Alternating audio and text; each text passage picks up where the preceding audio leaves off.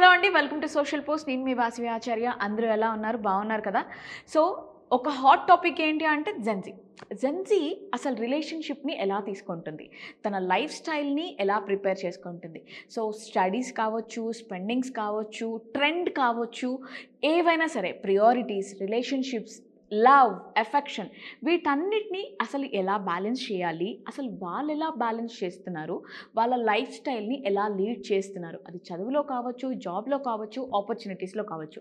So, ఈరోజు ఈ topics అన్నిటి గురించి మనం ఈ వీడియోలో డిస్కస్ చేద్దాం. మనతో పాటు రామ్ మిట్టు రిలేషన్‌షిప్ ఎక్స్‌పర్ట్ ఉన్నారు. సార్‌ని ఇన్వైట్ చేసి ఈ క్వెషన్స్ అన్నిటికి నేను ఈ వీడియోలో ఆన్సర్ చేస్తాను. కాబట్టి వీడియోని ఎక్కడ కూడా స్కిప్ చేయకుండా ఎండ్ వరకు చూడాల్సిన బాధ్యత మీది. అండ్ మీ ఫ్రెండ్స్‌కి, ఫ్యామిలీ మెంబర్స్‌కి షేర్ చేయండి. అండ్ ఛానల్‌ని ఫాలో చేయడం అస్సలు మర్చిపోద్దు. సో, సార్‌ని ఇన్వైట్ చేసేసి వీడియోలోకి వెళ్ళిపోదామా? చలో.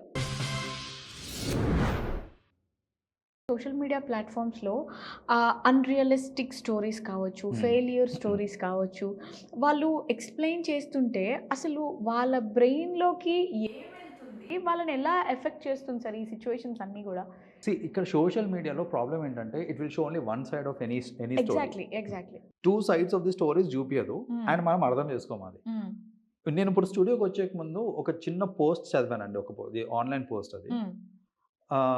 ఒక సాఫ్ట్‌వేర్ ఎంప్లాయీ అంట like 12 lakhs per annum salary ఉండాలి. హ్మ్. అది వదిలేసుకొని ఇంటికి వాళ్ళ హోమ్ టౌన్‌కి వెళ్ళిపోయి ఒక హ్మ్. చిన్న వాటర్ ప్లాంట్ స్టార్ట్ చేసుకున్నాడు ఆ అబ్బాయి. హుహు. వాటర్ ప్లాంట్ స్టార్ట్ చేసుకున్నాడు and he is doing good. హ్మ్. చుట్టుపక్కల అంతమందికి ఎంతో డైలీ 300 క్యాన్స్ ఎంతో అమ్ముతున్నాడంట. హుహు. అమ్మడం వల్ల ఇప్పుడు మొత్తానికి కాలిక్యులేషన్స్ అవి ఏసేసి నెలకి ఒక పర్ యానమ్ 28 లాక్స్ ఎంతో ఓకే. సంపాదిస్తున్నారు అన్నట్టు వచ్చింది. హ్మ్. సో, 12 లాక్స్ జాబ్ వదులుకొని హ్మ్. ఒక వాటర్ ప్లాంట్ పెట్టుకున్నాడు. వాటర్ ప్లాంట్ పెట్టుకోవడం వల్ల కాలిక్యులేషన్స్ అన్నీ చూపించి 28 లాక్స్ గెయిన్ అవుతుంది అని చెప్పాడు. హుహు. దానికి ఎన్నో లైక్‌లొచ్చినాయి, షేర్‌లొచ్చినాయి. కంగ్రాచ్యులేషన్స్ బ్రో అనుకుంటే కింద కామెంట్స్ చూస్తే అవన్నీ వచ్చినాయి. హ్మ్. అది చూసినోడు ఇప్పుడు ఏమనుకుంటాడంటే, అరే ఛా! నేనెందుకు ఇంకా ఈ 9-6 జాబ్ చేస్తున్నాను హ్మ్. నేను. హ్మ్. నేను కూడా సరదాగా ఇట్లా ఇది పెట్టేసుకుంటే వాటర్ ప్లాంట్ అంటే ఏదో బాగుంది. ఇంత ప్రాఫిట్ వస్తుంది కదా! అనేసి హ్మ్. స్టార్ట్ చేసేసుకున్న వాళ్ళు చాలా మందున్నారు. హ్మ్. బట్ వాడేసిన కాలిక్యులేషన్‌లో హ్మ్. ఎన్ని మిస్టేక్స్ ఉన్నాయనంటే హ్మ్. దాంట్లో లేబర్ కాస్ట్ ఎయలేదు. హుహు. అతనేమేసాడంటే ఓన్లీ ఒక క్యాన్‌కి మేకింగ్ కాస్ట్ ఇంత, హుహు. ఆహ్, అండ్ ఎలక్ట్రిసిటీ బిల్ ఇంత, హ్మ్. ట్రాన్స్‌పోర్టేషన్ బిల్ ఇంత. సో, టోటల్ ఇంతవుతుంది. బట్ నెలకి ఇంతొస్తుంది. సో, ఇంత మిగులుతుంది. హ్మ్. అదే ఏసాడే తప్ప హ్మ్. రెంట్ జీరో అనేసాడు మళ్ళా అందులో. ఎందుకంటే అతని ఓన్ ల్యాండ్ అంట. ఓకే. సో, రెంట్ జీరో అనేసాడు. అసలు కొంచెం తెలివుంటే హ్మ్. రెంట్ ఎప్పుడు కూడా జీరో ఎయకూడదు. హ్మ్. ఎందుకంటే అదే ల్యాండ్ అతను వేరేళ్ళకి రెంట్‌కి ఇచ్చుకున్నాడనుకోండి. అక్కడ ఒస్తుంది. ఒక ఎక్స్ అమౌంట్ వస్తుంది. ఇప్పుడు అది ఒస్తుంది. రావట్లేదు కదా వీడికి. సో, హ్మ్. అది కూడా మైనస్ చేయాలి ఇందులోంచి. హ్మ్. సో, ఆ కాలిక్యులేషన్ తప్పేసాడు. అలా ఎన్నో కాలిక్యులేషన్స్ తప్పేసాడు. సో, కొంచెం తెలివితో ఆలోచిస్తే అదంతా తప్పు. అది కరెక్ట్ కాదు. ఆహ్, అంత ఈజీ కాదు ఈ బిజినెస్ అనేది కొంచెం అవగాహన ఉంటే అర్థమవుతది. అంటే మేబీ తను నేను వేరే దగ్గర రెంట్‌కి తీసుకొని ఈ బిజినెస్ చేస్తే ఆ రెంట్ అమౌంట్ కట్టేది ఇక్కడ సేవ్ అయింది అని చెప్పాడనుకోవచ్చా? అహా! లేదండి. ఎందుకంటే తన ఓన్ ల్యాండ్ కాబట్టి రెంట్ కాబట్టి జీరో అనే కాంపోనెంట్ ఏసేసాడక్కడ. అవును. ఓన్ ల్యాండ్ అన్నప్పుడు రెంట్ జీరో నువ్వు కట్టట్లేదు సరే. హ్మ్. ఇదే ల్యాండ్ నేను ఇంకోడికి ఇచ్చుంటే నాకు సపోజ్ ఒక 50,000 రెంట్ వస్తుందనుకోండి. హ్మ్. కానీ ఇప్పుడు ఆ 50,000 నాకు రావట్లేదు గదా! హ్మ్. బికాజ్ నేను యూజ్ చేసుకుంటున్నాను. హ్మ్. సో, నువ్వు అక్కడ రెంట్ జీరో అని ఏయటం కరెక్ట్ కాదు. రెంట్ 50,000 ఏసుకోవాల్సిందే నువ్వక్కడ. సో, హుహుహుహుహు. అలాంటి ఎన్నో కాలిక్యులేషన్ మిస్టేక్స్ ఉన్నాయి హ్మ్. అందులో. హ్మ్. సో, అది కరెక్ట్‌గా అర్థం చేసుకుంటే అర్థమవుతది. హ్మ్. ఇలా ఎన్నో సక్సెస్ స్టోరీస్ కనిపిస్తూ ఉంటాయి మనకి. వాళ్ళు యెస్. ఇగో ఇంత సక్సెస్‌ఫుల్ అయిపోయారు. యాహ్! వాళ్ళు ఇది చేసారు, ఇది చేసారు, ఇది చేసారు. సో, దే ఆర్ హియర్ అనేసి. హ్మ్. బట్ బ్యాక్‌గ్రౌండ్‌లో వాళ్ళు పడ్డ పెయిన్ ఏంటి? అసలు ఫస్ట్ ఆఫ్ ఆల్ వాళ్ళు చెప్పిన స్టోరీ హ్మ్. అది ఎంత వాలిడ్? హ్మ్. అది ఎంత ప్రాక్టికల్? హ్మ్. ఇవన్నీ ఆలోచించట్లేదు. హ్మ్. ఇవన్నీ ఆలోచించకుండా ఏమవుతుంది అనంటే, అరే! నా చుట్టుపక్కల ఉన్న వాళ్ళందరూ బాగుపడిపోతున్నారు. వాళ్ళెంత ఫ్లరిష్ అవుతున్నారు. సోషల్ మీడియాలో వచ్చే ఈ ఈ సక్సెస్ స్టోరీస్ ఇవన్నీ చూసిన తర్వాత ఎవరన్నా సరే సక్సెస్ స్టోరీ యొక్క ప్రైమ్ మోటో ఏంటిదనంటే, అది చూస్తే నేను మోటివేట్ అవ్వాలి. హ్మ్. కానీ కరెంట్ టైమ్స్‌లో ఏమవుతుందంటే, ఇన్ని సక్సెస్ స్టోరీస్ కనిపించేసరికి డీమోటివేట్ అయిపోతున్నారు. Yes. Yes. Right. Yes. So, the whole agenda of success story itself is going for toss. హ్మ్. సో, ఇప్పుడు ఎందుకంటే అన్‌రియలిస్టిక్ స్టోరీస్ అన్నీ ఇప్పుడు పబ్లిష్ చేస్తా ఉన్నారు. అయన్నీ నిజమే అనుకోని పాపం జెన్‌జీ ఏంటంటే, అరె ఛ! నేనే ఎందుకు చేయలేకపోతున్నాను? హ్మ్. నేనే పనికి రాకుండా పోతున్నానా? హ్మ్. అనే ఒక థాట్ వచ్చేస్తుందన్నమాట హ్మ్. వాళ్ళకి. హ్మ్. సో, నేను చెప్పేది ఒకటే జెన్‌జీకి ఏంటి అంటే, ఇలాంటి సక్సెస్ స్టోరీస్ లేకపోతే ఇట్లా ఈ ఏదైతే కనిపిస్తున్నాయో మనకి సోషల్ మీడియాలో అన్నీ నిజమని నమ్మకండి. రైట్?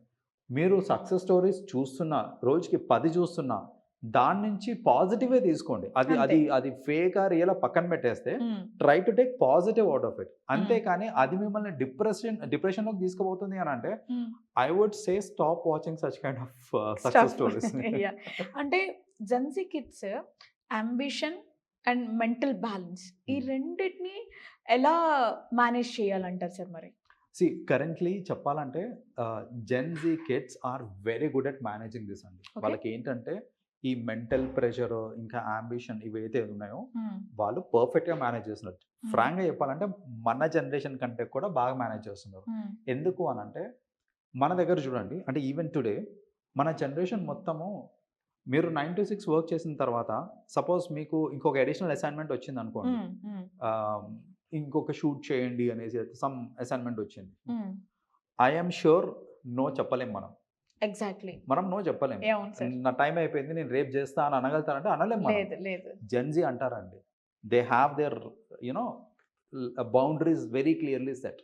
వాళ్ళు ఏమంటారంటే అడిషనల్ అసైన్మెంటా, done, I'll do it additional pay or pay me additional, లేదా రేపు తొందరగా వెళ్ళిపోదాం. And they are very clear about it. ఏదో ఒకటి అయితే ఇవ్వాలి, ఏదో ఒకటి ఎక్స్ట్రాగా నువ్వు వర్క్ చేయించుకుంటున్నావు, కాంపెన్సేషన్. సో వాళ్ళకి ఆ క్లారిటీ ఉంది. దే ఆర్ నాట్ టేకింగ్, అంటే వాళ్ళు ఇది ఆ స్లేవరీ నుంచి బయటకు వస్తున్నారండి. మన జనరేషన్ వరకు ఏంటంటే ఆ స్లేవరీ అనేది క్యారీ ఫార్వర్డ్ అయింది. ఏంటంటే ఇప్పుడు ఓకే బిజినెస్ ఓనర్స్ చెప్తున్నారు అని అంటే మనం చేయాల్సిందే తప్పదు, వాళ్ళు గొప్ప నేను కాదు, అసలు అందు నుంచి బయటకు వచ్చేసారు చెప్పాలంటే వాళ్ళు. సో వాళ్ళకి ఇది ఈ కెరియర్ పరంగా చూసుకుంటే they are very clear what they want అనేది. And when it comes to mental balance కూడా మనం ఏంటంటే frankly speaking we were all emotional fools. మనకి ఇమోషనలీ మన ఫ్యామిలీ తోటి కానివ్వండి, లేదా ఫ్రెండ్స్ తోటి కానివ్వండి, ఆ ఇమోషనల్ టైజ్ ఎక్కువ ఉండేవి మనకి మన జనరేషన్. సో దాని వల్ల మెంటల్ ప్రెషర్ బాగా ఎక్కువ ఉండేది మనకి. బట్ ఈ current generation they are very practical.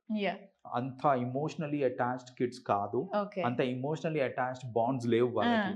So దాని వల్ల ఏంటంటే వాళ్ళకి అసలు ఆ మెంటల్ ప్రెషర్ అనేది రాదు. ఆ మెంటల్ ఇన్స్టెబిలిటీ కానివ్వండి, ఇదంతా చాలా తక్కువ మందికి వస్తుంది, చాలా తక్కువ సార్లు వస్తుంది. లైక్ యూసీ మన కాలంలో లైక్ ఒక బ్రేకప్ అయింది అని అంటే అసలు ఆ హోల్ సినారియో నుంచి, అంటే ఆ రిలేషన్షిప్ నుంచి బయటికి రావడానికి అబ్బాయి అయినా కానివ్వండి, అమ్మాయి అయినా కానివ్వండి, they use to take months together, sometimes years together. అవును sir. Like 1 year 2 years still thinking about the same person. అవును. నడుస్తుండే అట్లా. కరెంట్ జనరేషన్ నో, లేదు. You just walk off. నాకు మన ఇద్దరికి సెట్ అయితే లేదు అని అంటే fine, you be happy with your life, I will be happy with my life, అంతే, వాక్ ఆఫ్ అంతే. సో అలా ఏంటంటే వాళ్ళ ఆ ఎమోషనల్ స్ట్రెస్ కూడా ఎక్కువ తీసుకోవట్లేదు. సో అంటే సార్ వాళ్ళు ఎందుకు స్ట్రెస్ తీసుకోవట్లేదు, బట్ ఇప్పుడు ఇదే సిచ్యువేషన్ ఇంకా ముందు తరాలకి వెళ్ళింది అనుకోండి సార్, అసలు ఈ రిలేషన్స్ కానివ్వండి, బాండ్స్ కానివ్వండి, ఒకరికొకరికి అటాచ్మెంట్ కానివ్వండి, ఇవేవి ఉండవు కదా. అట్లీస్ట్ వాళ్ళు మా మమ్మీ టైంలో, డాడీ టైంలో చాలా క్లోజ్గా ఉండేవాళ్ళు, రిలేషన్షిప్స్ని ప్రొటెక్ట్ చేసుకుంటూ ఇక్కడ వరకు వచ్చారు అన్న చిన్న చిన్న థింగ్స్ని వాళ్ళు ఎందుకు మర్చిపోతున్నారు? వాళ్ళు మర్చిపోతున్నారంటే మనం తెలియచేయట్లేదు బేసిక్గా. సో పేరెంట్స్ మిస్టేక్ అంటారా? అబ్సల్యూట్లీ అండి. మనం తెలియచేస్తే వాళ్ళకి తెలుస్తుంది. మనం తెలియచేయట్లేదు అంటే వాళ్ళకి తెలియని కూడా తెలియదు. ఇప్పుడు నాకు తెలుసు అండి, అంటే మా ఫాదర్ ఎంత కష్టపడి he came up in his life, what ever he struggled, మా గ్రాండ్ పేరెంట్స్, మా రిలేటివ్స్ చెప్పారు కాబట్టి నాకు తెలిసింది. Otherwise I never knew about it. And the kind of bonding they had, అసలు ఎలాంటి బాండ్ ఉంటుండే వాళ్ళకి, వాళ్ళు ఒకరికొకరు యూనో ప్రాబ్లం వచ్చినప్పుడు ఒకరు ఇంకొకరికి ఎలా హెల్ప్ చేసుకున్నారు, ఇవన్నీ స్టోరీస్ నాకు చిన్నప్పటి నుంచి మా రిలేటివ్స్ ఈ హాలిడేస్ లో వాళ్ళ ఇంటికి వీళ్ళింటికి వెళ్తున్నప్పుడు చెప్పుకుంటూ వచ్చారు. కాబట్టి ఓ ఫ్యామిలీ అంటే ఇది, the purpose of family is this, it is a support system. ఒకరికి ప్రాబ్లం వచ్చినప్పుడు కలెక్టివ్లీ మిగతా వాళ్ళు ఎలా హెల్ప్ చేశారు అనేది I got to know through other family members. ఇప్పుడు కరెంట్లీ ఆ సిచ్యువేషన్ లేదు. ఇప్పుడు ఆ సిచ్యువేషన్ లేనప్పుడు ఇప్పుడు నెక్స్ట్ జనరేషన్కి అసలు మనం యాజ్ ఎ ఫ్యామిలీ మనం ఎట్లా సపోర్ట్ చేసుకుంటున్నాము, ది పర్పస్ ఆఫ్ ఫ్యామిలీ, ఇదంతా మనం కన్వే చేయట్లేదు కాబట్టి వాళ్ళకి తెలియట్లేదు అక్కడ. So obviously I would say that పేరెంట్సే they have to take initiative to let people know the next Okay. జనరేషన్కి Mm. మనం తెలియచేస్తేనే వాళ్ళకి తెలుస్తుంది తప్ప Mm. వాళ్ళకి వాళ్ళు నేర్చుకుంటారు అని అంటే వాళ్ళు ఎన్నో ఉన్నాయి వాళ్ళు నేర్చుకోవడానికి Mm. అవి నేర్చుకుంటారే తప్ప ఇది మాత్రం నేర్చుకోరు వాళ్ళు. ఫైన్ అంటే ఫైనల్గా జెన్జీస్ ఒక స్ట్రాంగ్ విజన్ వాళ్ళ లైఫ్ మీద ఉన్న గోల్స్ని వాళ్ళు ఎలా ప్రాపర్గా డెవలప్ చేసుకుంటూ వెళ్ళాలంటారు సార్? వన్ థింగ్ నేను ఇందాక చెప్పినట్టు కరెంట్ జనరేషన్ ఈ జెన్జీ ఎవరైతే ఉన్నారో దే ఆర్ వెల్ ఎక్విప్డ్ అండి. వాళ్ళు వెరీ వెల్ ఎక్విప్డ్ చెప్పాలంటే.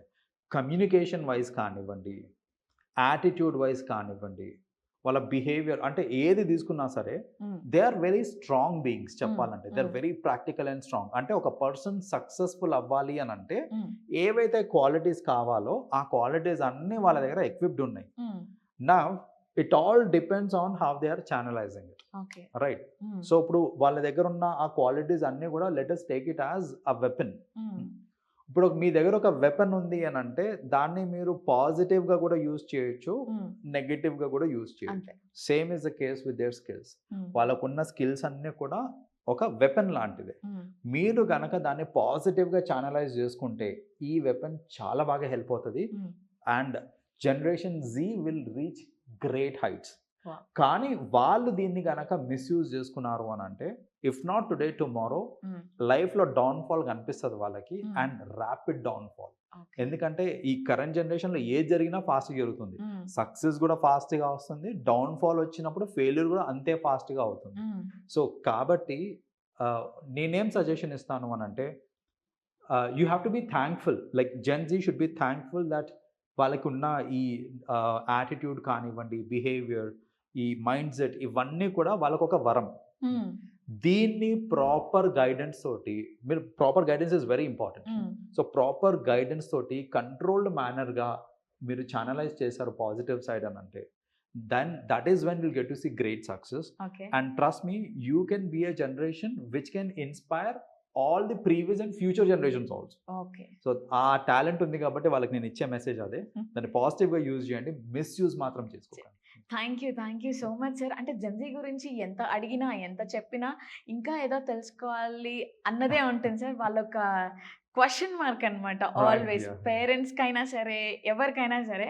బట్ నేను అడిగిన క్వశ్చన్స్ అన్నిటికీ చాలా క్లీన్ అండ్ క్లియర్గా ఆన్సర్ చేశారు. సో జెన్జీస్ మీద మనం ఇంకా వేరే ఎపిసోడ్స్ కూడా చేద్దాం సార్.